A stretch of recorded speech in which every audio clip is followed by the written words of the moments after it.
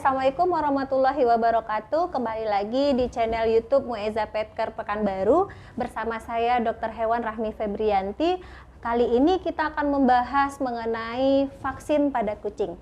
Tapi sebelumnya jangan lupa like, share, komen, dan subscribe channel YouTube Mueza Petker Pekanbaru.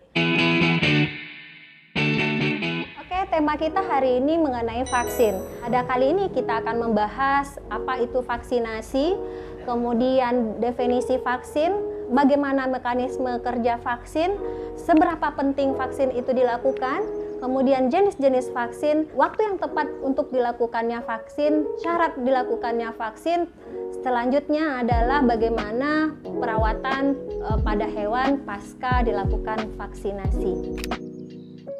Vaksinasi adalah tindakan medis memberikan vaksin kepada hewan kesayangan atau pada kucing kita.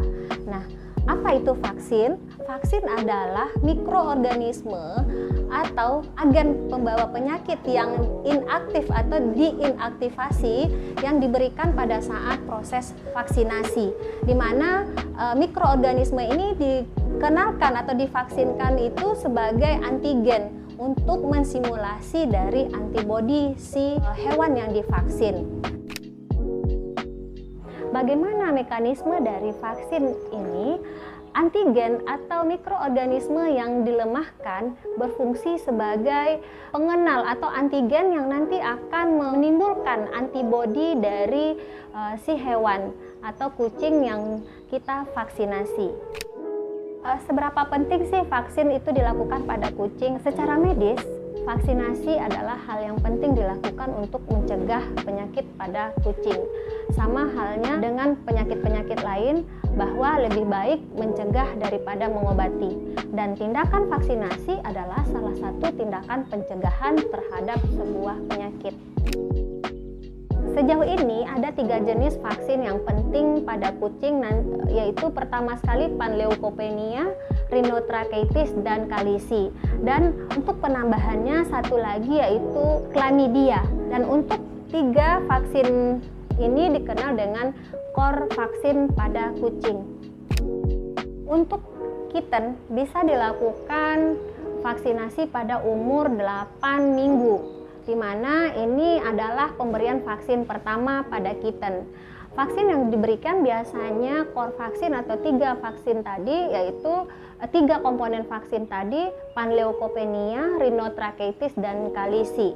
Nah, berikutnya dilakukan pengulangan pada bulan berikutnya di tanggal yang sama, dianjurkan pada tanggal yang sama, yaitu Panleukopenia, Rhinotracheitis, Kalisi, dan penambahan satu lagi yaitu Chlamydia. Setelah dilakukan vaksin kedua atau booster dari vaksinasi, bisa dilakukan vaksinasi berulang atau berkelanjutan di tahun berikutnya sekali setahun.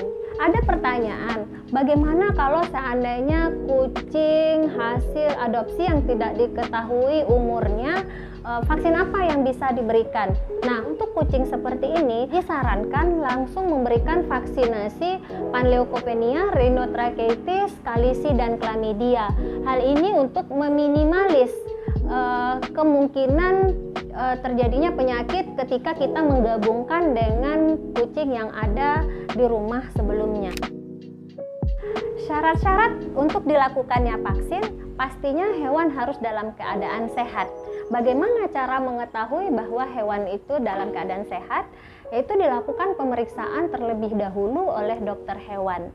Dan ada hal penting lainnya juga perlu diperhatikan sebelum hewan divaksin. Sebaiknya hewan sebelum divaksin sudah diberi obat cacing, obat kutu, maupun obat jamur jika ada penyakit tersebut. Setelah dilakukan vaksin, perlu juga kita perhatikan perawatan pasca vaksin, karena ini akan menentukan keberhasilan vaksinasi yang kita lakukan. Adapun perawatan yang perlu kita lakukan atau hal yang perlu kita perhatikan ketika hewan sudah divaksin, pertama, hewan tidak dianjurkan untuk dibawa perjalanan jauh.